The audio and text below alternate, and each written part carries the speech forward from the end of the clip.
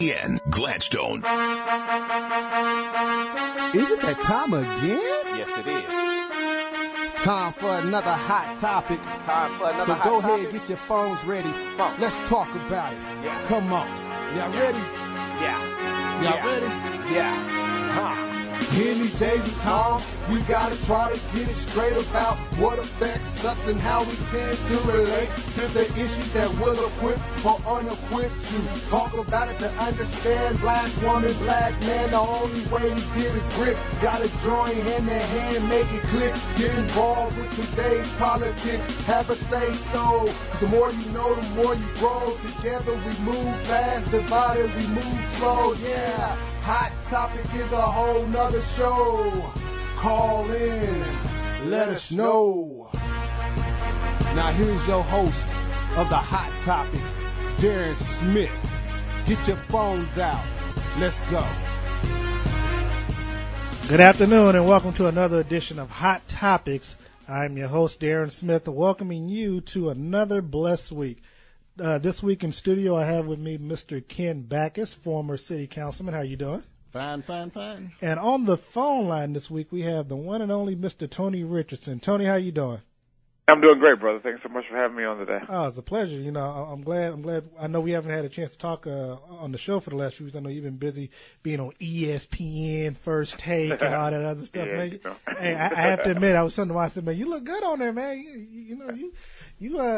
I could easily see you seeing. Well, actually, I don't know why you're not even on the NFL Sunday Countdown, because you would bring a lot to it. So, you know, yeah, it takes a little bit of time. You know, you got to do your grunt work and put the time in. But hopefully it'll work out one day. Well, trust me, the way you were performing on First Take is just a matter of time.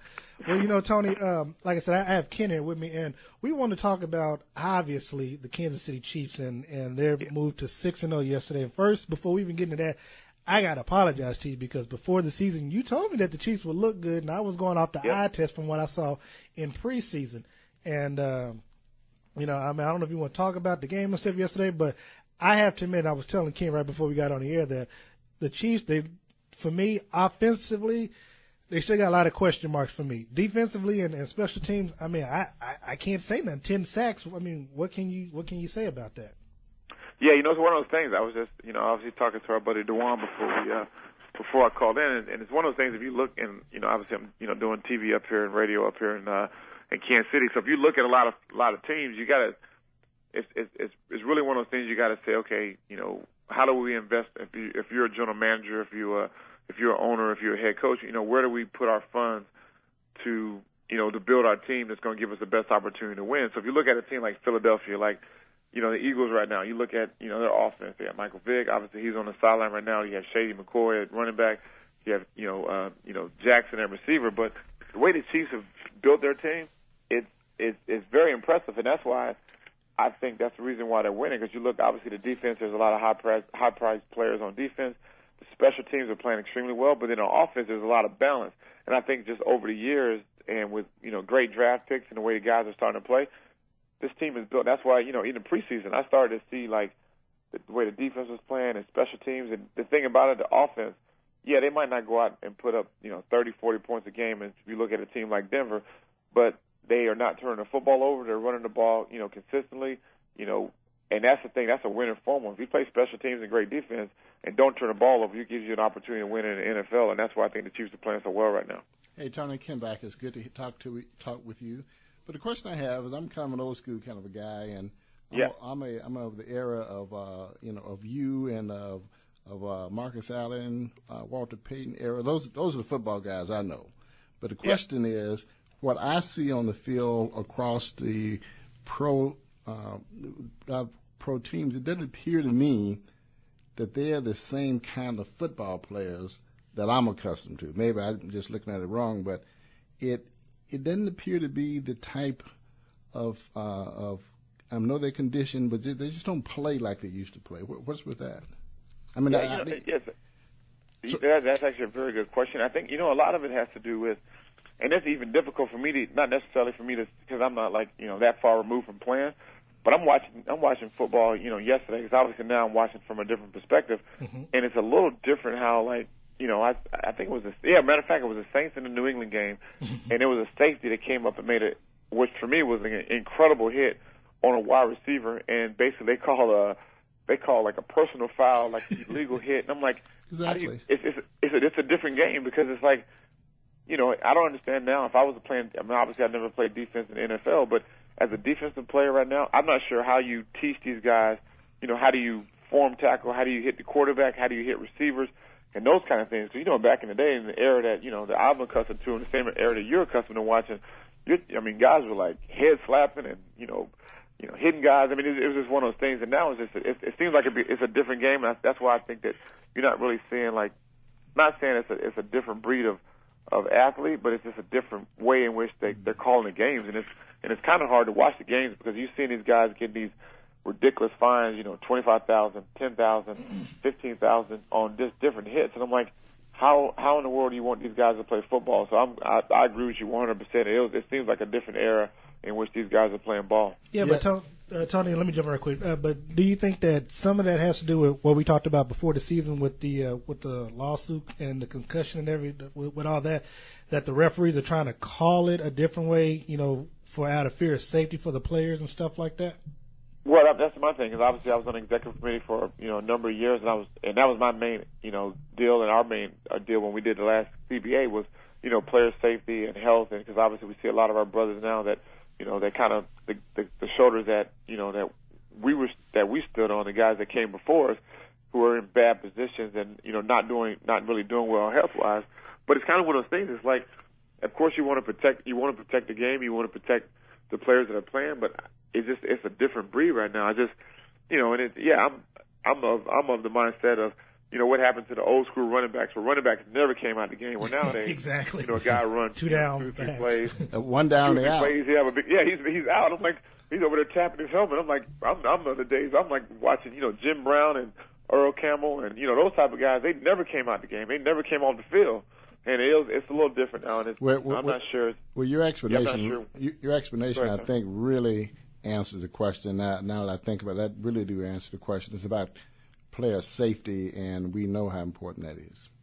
Of course, and that's the main thing. That's the main objective because, one thing I can definitely say I'm proud of is the fact that football, the way it's played now, is a direct result of the things we did when we did the last collective bargaining agreement. As you look at the way the NFL basically set their standards, it kind of trickles down to the college game, to high school, and high school down to Little League. And that's the biggest thing now, is just kind of teaching the young players, see what you hit, hit on the rise and those kind of things. And so from that standpoint, I think it's great. But from the physical standpoint, I think the game is starting to lose a little bit of its luster of the old school, like I said, I'm a Walter Payton, Jim Brown. That's the guys I love to, turn on film now and watch play. Before we get back and talk about the game, let me ask you one more question about that. I'm not sure if you have any kids or not, but if you did, I know the president was asked at one time, about this whole football and safety and stuff like that, and he said if he had a son, he would, maybe think twice about letting him play football. Where do you fall on that on that conversation? Yeah, and I have a lot of parents that ask me that question all the time, and so my stance on that, and obviously, as a parent, you'd have to make the decision of what you think is best for your child. But my thing is, if I had a son and he's in the second or third, fourth grade, as long as he's competing with kids that are his size and his grades, then I have no problem with that. But then if you get into a situation where he's in the second or third grade and he's competing against the kids that are in the fifth or sixth grade, a little bit more advanced, and that's when you have an opportunity to get hurt. So but I mean, once you put on football pads, there's always the potential of getting injured. But if my son decided, if I had a son and he decided he wanted to play ball, I'm a supporter 100%. But I would never push him out there. And it's, I guess it's one. I think every situation is different because nowadays, I look at some of these, some of these young men. They're, these kids are the second or third grade, and they're like almost my size. And I'm like, man, I don't even want to see him coming down the hallway. But it's just kind of one of those things that, it's just. I think it's just a decision that if you're, if a child wants to do it, I think. And a parent feels confident in doing it, I think you should let them do it. If a parent doesn't feel confident and the kid's not quite mature enough to do it, then it probably not keep him on the field until he's at the opportune time. Well, Tom, I got you. I'm gonna keep you for another 5 minutes, but because no problem. Yeah, because I need to I need to have another discussion with you on another show because I want to talk to you about about your college days and your stance on drugs and steroids and that type of stuff in the professional and the college level. But that's going to be for another topic, another discussion, another week. But I just want to put that on your spirit because we're talking about all this stuff and all this stuff plays a big role and a big factor with a level playing field and things of that nature. But let's go back to the game and talk about the world record that the fans said yesterday because I want to ask you. As a player being on the field, and I know most of the time when the team gets, when the fans get loud, is when the defense is on the field. I mean, tell me as a former player how loud it truly is. I mean, and how does that make you and your teammates feel when you got your, when you have your fans out there roaring like that? Yeah, it's interesting because I actually had an opportunity just with work. I went to the Jets game yesterday and watched the Jets and the Pittsburgh Steelers play, and it was. They were about to kick off, and I'm looking around the stadium, and, the stadium's kind of half empty. They're about to do the kickoff, and I'm like, no one's standing up, and I was, with a couple of friends. And I'm home like, of the Jets or anything like that. Yeah, and I'm sitting there looking up there, and I told my friend, I said, you have no idea, and this is the exact same time that the Chiefs are about to kick off. I said, you have no idea what Arrowhead is like at this moment. Oh, because people don't, you don't really understand it. And obviously I was on special teams, and, there was nothing more exciting, for me to walk to the end zone and to kind of raise my hands and get that crowd roaring and run down there on kickoff. And then, once we kick the ball off, and then I'd come to the sideline and then go out there and watch a guy like Derek Thomas and Neil Smith and Dan Salamu and James Hasty and Dale Carter. And the stadium would just, I'm talking about. Wow. You talking about, it makes your heart skip a beat. And that's one of those things, and that's what makes me so proud right now, that the fact that Arrowhead is back to where it used to be. Man, Derek, he basically tell everybody in the stadium he's going to go get a sack or a safety and go do it. And it was so loud in there. It was, it's kind of hard. Off the chain. Yeah, it's off the chain because you're down there and you're trying to explain it, but when you're standing next to one of your teammates and you can't even have a conversation, that's when you know it's loud in there. So it's special to see Arrowhead back to where it used to be and where it should be. Now let's talk about New York for a second because last week Geno Smith looked awesome against the Atlanta Falcons, and then yesterday, Pittsburgh got their first win. What would you say happened between last week and this week? Well, it's one of those things. The running back coach for the Jets is a good friend of mine. He actually lives in my neighborhood, so I sat down and had dinner with him last night, and I was a big, strong proponent of the game plan which they had last week. Basically, just kind of keeping Geno to kind of. Because ideally for him, I think as a young quarterback, anytime you start getting into 30 to 35 to 40 passes, that's a recipe for disaster. And I think that the game plan they had against the Falcons, they ran the ball extremely well. I think Geno threw the ball I think he threw it maybe 25 times against the Falcons, and maybe had about 16 or 17 completions, 3 touchdowns. But anytime you start doing more than that, you're actually doing too much for it. And that's a lot for a young quarterback, especially against a Dick LeBeau coach defense. And so I think yesterday the Steelers actually took the Jets game plan and actually executed it better than the Jets could. And basically I'm watching the game, and early on it was very close, and then all of a sudden Big Ben, who was a 2-time Super Bowl champion, hit a big pass to Heath Miller down the seam, and next thing they scored. And once they scored a touchdown and the Jets were behind, I'm like, okay, the Jets offense isn't built to come from behind, and then it was field goal, then another touchdown, and then it was kind of out of the hands. And so that's the Jets defense. I think right now they're ranked number 2, but with a young quarterback, you just can't put too much on his plate, and that's kind of the biggest thing you're seeing right now is just he's going to be, every time he steps on the field is a learning experience for him, and next week he's going to be better than he was this past week, and that's the only thing that the Jets fans have to hope for, that he's going to continue to keep getting better. All right, Tony, before I let you go, Matt Schaub from Houston got injured yesterday. He'll probably be out this Sunday's game. Tell me what you're looking for against the Chiefs and the Texans. You know what? It's like you couldn't ask for a better schedule, and I think the way things have happened, obviously the Jets, not going to say the Jets did the Chiefs a favor, but they played the Titans right before. They knocked their quarterback out, and all of a sudden the Chiefs got a chance to see Fitzpatrick. So now, Schaub is out. I mean, you can't, because, up here in New York, people are like, well, the Chiefs hadn't played anybody. I'm like, well, they have. You can't make excuses for the schedule. You're right about that. You came into the season and thought that the Giants are going to be 0-6 right now. The Redskins will be struggling. The Cowboys will be struggling. That's not anyone's fault. But hey, you know what? the Chiefs gonna go in there, and I mean, when they had to come to Arrowhead, they gotta, you know, deal with that 12th man coming out in there, and it's gonna be a good game. I think I'm definitely gonna predict the Chiefs to win the ball game. What's the likelihood that you think the Chiefs and the Broncos can make it to November 17th in Denver undefeated to face each other?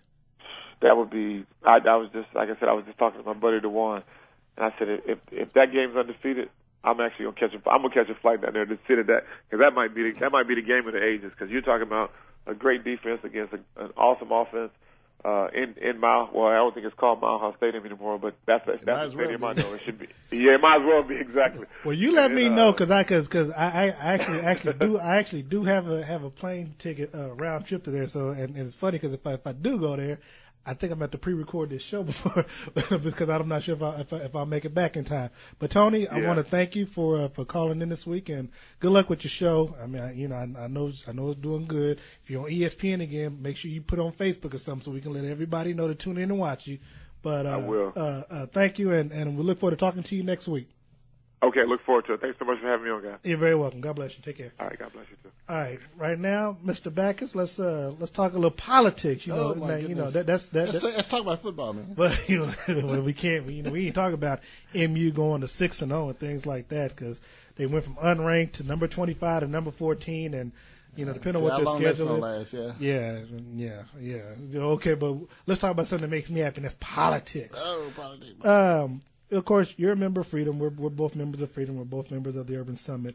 Talk about the upcoming election in November that's dealing with the tax or the question. It's called the translational research, and it's question 1. I think it's actually the only thing on the ballot, and it is about whether the voters of Jackson County, and not just Kansas City, but the voters of the whole county will approve a half-cent sales tax solely for the purpose of establishing Medical Research and Development Institute in Jackson County, Missouri.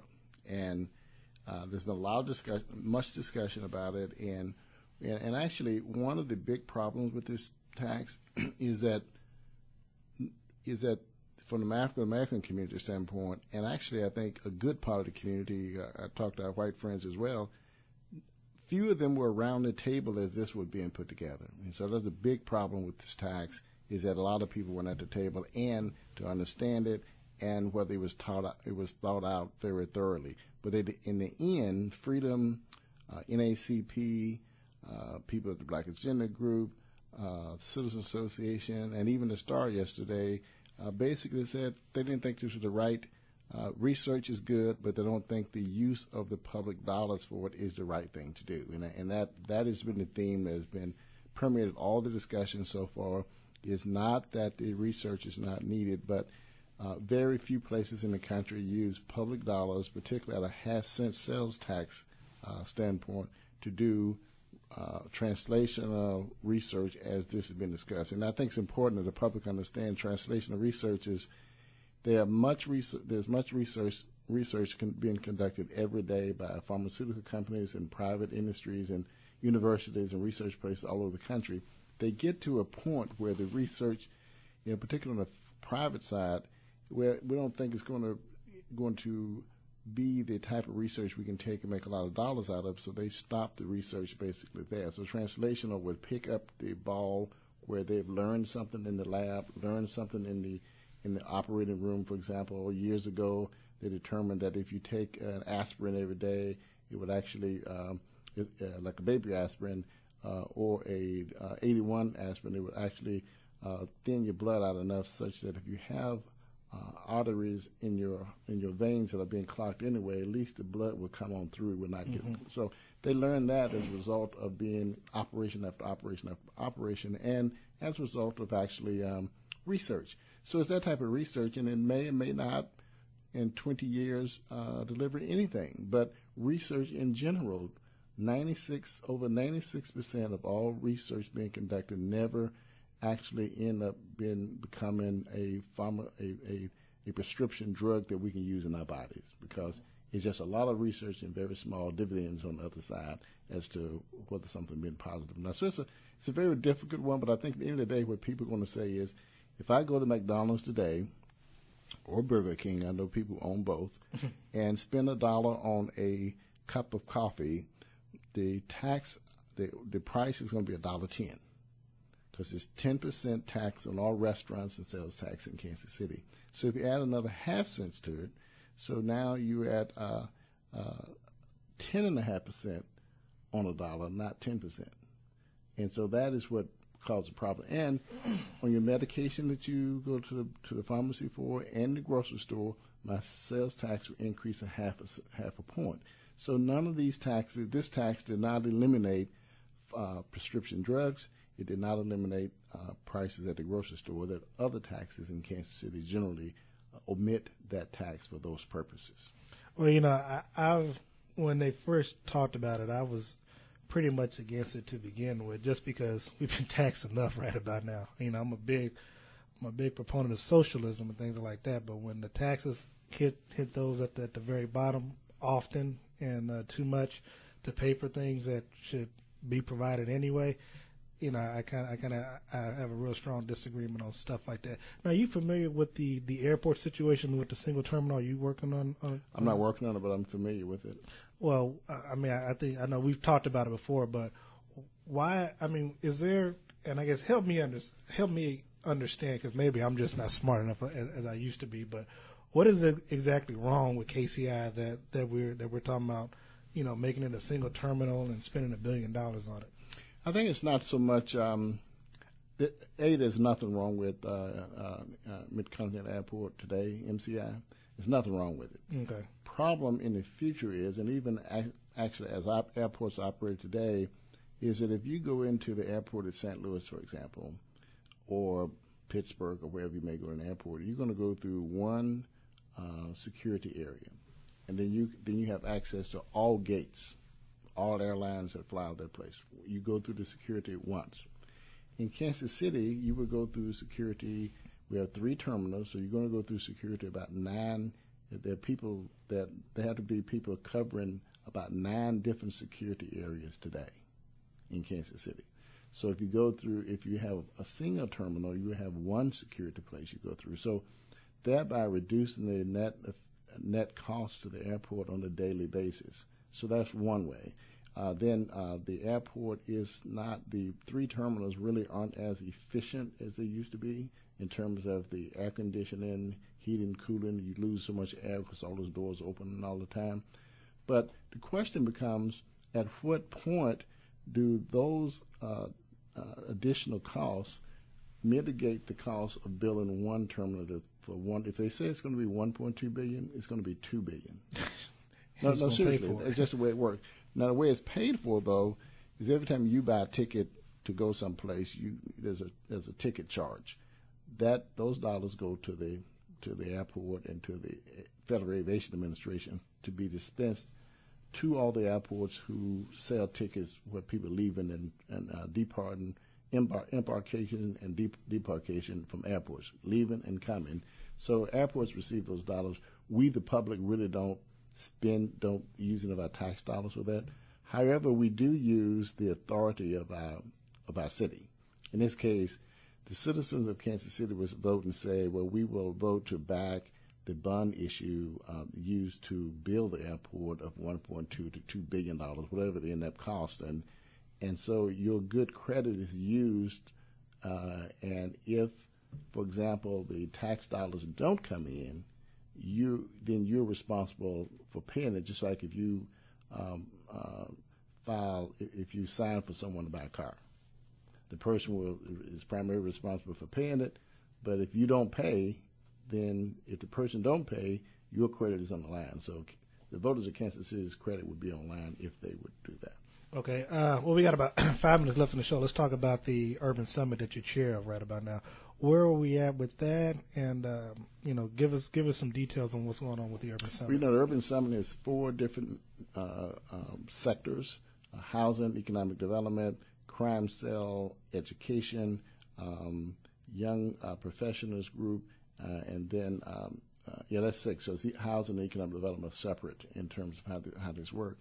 And so 4 of those 6 have already had mini summits. Mm-hmm. So, like for education, for example, they dealt with a lot of issues around education for our children here in the city, with all the school districts, all the charter schools, etc. and they talked about the big issues that was important and how it impact our children. So they, in turn, have researched this, and then they've been advocating for changes at education.